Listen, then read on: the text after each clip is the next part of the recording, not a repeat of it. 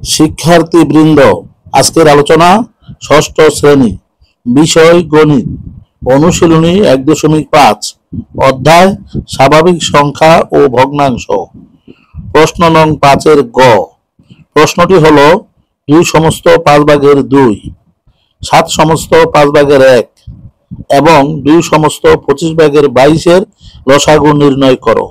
তাহলে দেওয়া আছে 2 সমস্ত 5 ভাগের 2, 7 সমস্ত 5 ভাগের 1, 2 সমস্ত 25 ভাগের 22 সমান 5 ভাগের 12, 5 ভাগের 36, 25 ভাগের 72।